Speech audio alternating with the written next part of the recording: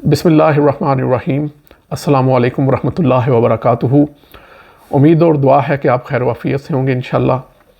आज की इस वीडियो में हम बात करेंगे पाकिस्तान क्रिकेट बोर्ड के चेयरमैन की, इनकी सिलेक्शन या इलेक्शन कैसे होता है, पाकिस्तान क्रिकेट बोर्ड का कॉन्स्टिट्यूशन इनके बारे में क्या कहता है, और ये आइडिया मुझे कहाँ से आया।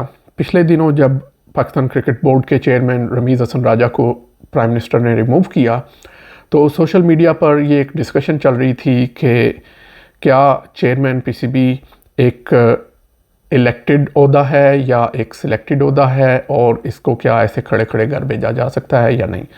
तो मैंने सोचा कि मैं कॉन्स्टिट्यूशन को देखूं पीसीबी के, और इस हवाले से फिर मैंने जो चीज़ मुझे समझ में आई वह मैं आपकी खिदमत में अभी गोश गुजार करूँगा। तो पाकिस्तान क्रिकेट बोर्ड का जो स्ट्रक्चर है वो कुछ इस तरह से है कि सबसे ऊपर एक पैटर्न का डेजिग्नेशन है, और पैटर्न या पैटर्न इन चीफ उसको कहते हैं। ये पाकिस्तान के प्राइम मिनिस्टर जो हैं वो क्रिकेट बोर्ड के पैटर्न होते हैं। मैंने दोनों कॉन्स्टिट्यूशंस के ऊपर नज़र डाली है, 2014 का और 2019 का। दोनों के मुताबिक पैटर्न का जो रोल है ये पाकिस्तान का प्राइम मिनिस्टर जो हैं वो इसके पैटर्न होते हैं। तो इस हिसाब से ये ऑलरेडी आप देख सकते हैं कि एक पॉलिटिसाइज्ड किस्म का इदारा है।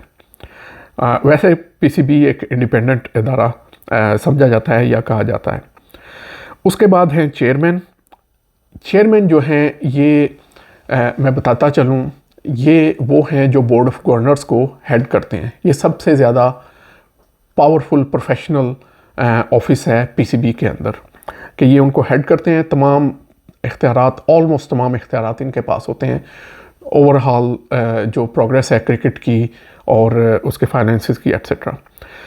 उसके बाद जो है ये चेयरमैन 3 साल के लिए इलेक्ट किए जाते हैं, और दोनों कॉन्स्टिट्यूशन के मुताबिक चेयरमैन का दौरानिया 3 साल है, और उसके बाद ये एक और टर्म के लिए जो कि स्टिल 3 साल की होगी री इलेक्ट हो सकते हैं।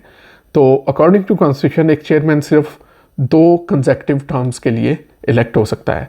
अब इसके बाद वहाँ ये नहीं लिखा हुआ कि तीसरी टर्म के लिए वो कंसेक्यूटिव तो इलेक्ट नहीं हो सकता, क्या तीसरी टर्म के लिए वो एक गैप के बाद आ सकता है या नहीं आ सकता, ये उसमें क्लियर नहीं है, या एटलीस्ट मेरी नज़र से ये नहीं गुजरा।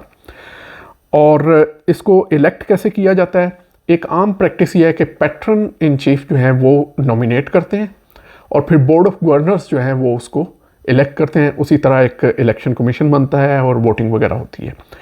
तो इसलिए ये इम्पोर्टेंट हो गया था। मैंने सोचा मैं आपको ये बताऊं कि बोर्ड ऑफ गवर्नर्स में कौन होते हैं।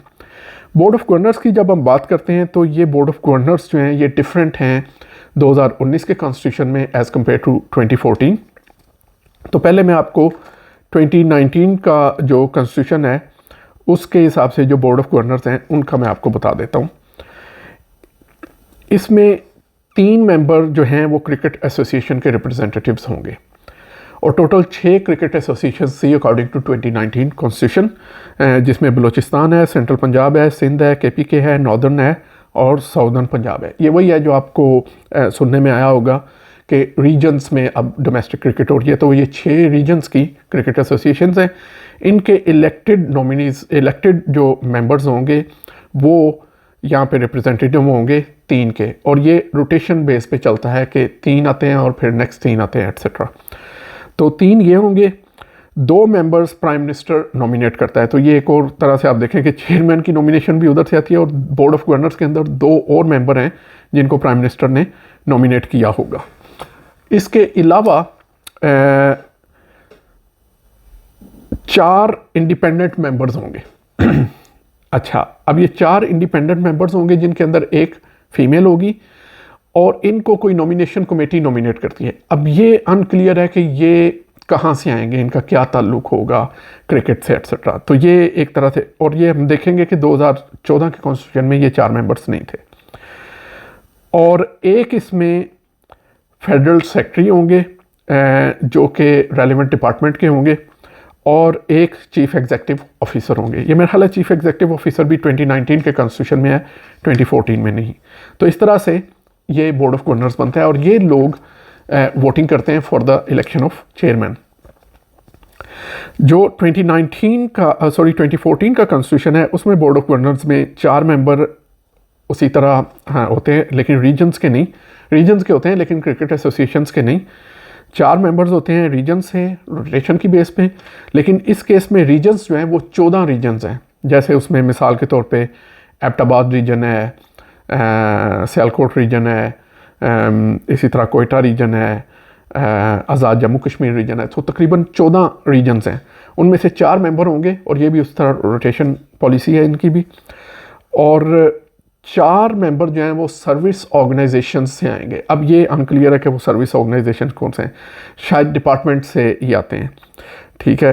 2 मेंबर्स पैटर्न जो है वो नॉमिनेट करता है, जैसे 2019 के कॉन्स्टिट्यूशन में भी ऐसे ही है। और एक फेडरल सेक्रेटरी होंगे इंटर प्रोविंशियल कोऑर्डिनेशन डिपार्टमेंट के या मिनिस्ट्री के। तो ये जो बॉडी है जो बोर्ड ऑफ गवर्नर्स की, ये चेयरमैन को इलेक्ट करती है। तो इस हिसाब से हम कह सकते हैं कि ये एक डेमोक्रेटिक ऑफिस है। अलबत्ता इसमें सियासत ये है कि हमारे पैटर्न जो हैं वो प्राइम मिनिस्टर होते हैं, जो कि पॉलिटिकल पर्सनैलिटी होती हैं, वो आमतौर पे इनको नॉमिनेट करते हैं।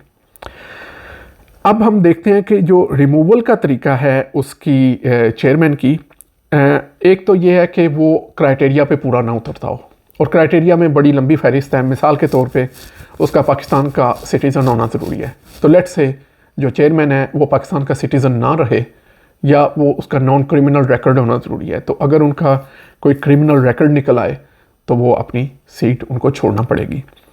दूसरा तरीका वही डेमोक्रेटिक है कि 2/3 वोट के साथ वोट ऑफ नो कॉन्फिडेंस से उनको रिमूव किया जा सकता है। तीसरा तरीका यह है कि वो खुद रिज़ाइन करके चले जाएं, ठीक है, जैसे नजम सेठी ने किया था। अब हमारे यहाँ होता यूँ है, जैसे ही गवर्नमेंट बदलती है तो नया प्राइम मिनिस्टर चूँकि उसकी डिस्क्रिप्शन पे है कि वो 2 मेंबर्स बोर्ड ऑफ गवर्नर में अपनी मर्ज़ी से भेज सकता है और वो चेयरमैन को नॉमिनेट कर सकता है। तो एक नॉर्मल प्रैक्टिस ये है कि जब गवर्नमेंट बदलती है तो पीसीबी चेयरमैन जो है वो भी बदल जाता है। तो जैसे नजम सेठी हैं वो रिज़ाइन करके चले गए थे, तो एक ये काइंड ऑफ नॉर्मल प्रैक्टिस इन्होंने बनाई हुई है। रमीज़ राजा के केस में ऐसा नहीं हुआ, उन्होंने रिज़ाइन करना बेहतर नहीं समझा, लेकिन जो उन्होंने गलती की, उन्होंने गलती ये की या शायद ना की, मेरा ख्याल है कि उन्हें अगर पीसीबी में रहना था तो वो इस्लामाबाद के चक्कर लगाते और अपना एक जो है ना लॉबिंग करते गवर्नमेंट के अराउंड, सो डैट वो अपनी ऑफिस को होल्ड कर सकते। हुआ ये कि उसके बरक्स दूसरी पार्टी जो नजम सेठी एंड कंपनी है, उन्होंने लॉबिंग की और वो जब भी प्राइम मिनिस्टर को अपने दीगर मसरूफियात से टाइम मिला तो उन्होंने इनको रिमूव कर दिया। अब उन्होंने इनको ऐसे किसी भी तरीके से रिमूव नहीं किया जो मैंने अभी आपकी खिदमत में पेश किए हैं। प्राइम मिनिस्टर ने एक नोटिफिकेशन जारी किया और उसके तहत उन्होंने 2019 का जो पीसीबी का कॉन्स्टिट्यूशन है उसको मुअत्तल किया, और उसको चूँकि मुअत्तल कर दिया तो फिर जो इलेक्टेड बॉडी थी वो भी डेट स्टूड इन हैंगिंग, क्योंकि board of governors he basically change हो जाते हैं अगर आप 2014 का कॉन्स्टिट्यूशन जो है वो रीइंस्टेट कर दें। और उन्होंने सारे बोर्ड को मुअत्तल करके एक अबूरी सेटअप वो लेके आए हैं जिसके चेयरमैन हैं नजम सेठी। तो ये पीसीबी के डिफैक्टो चेयरमैन तो कह सकते हैं, लेकिन ये पीसीबी चेयरमैन नहीं है, ये बेसिकली उस कमेटी के चेयरमैन हैं जो इस वक्त क्रिकेट अफेयर्स को चला रही है। और इनका काम ये है कि इन्होंने आने वाले कुछ टाइम में, मेरा ख्याल है इनको 3 मंथ्स या 1 ईयर मिला है कि इन्होंने दोबारा इलेक्शन करवाने हैं। तो बेसिकली रमीज़ राजा को रिमूवल जो है वो एक काइंड ऑफ एग्जेक्टिव ऑर्डर से हुआ है। उसके बाद एक फॉर्मेलिटी ये थी कि वो इस नोटिफिकेशन को लेके उन्होंने कैबिनेट की मीटिंग में जाना है और कैबिनेट ने इसको अप्रूव करना था, वो अब तक कर दिया होगा।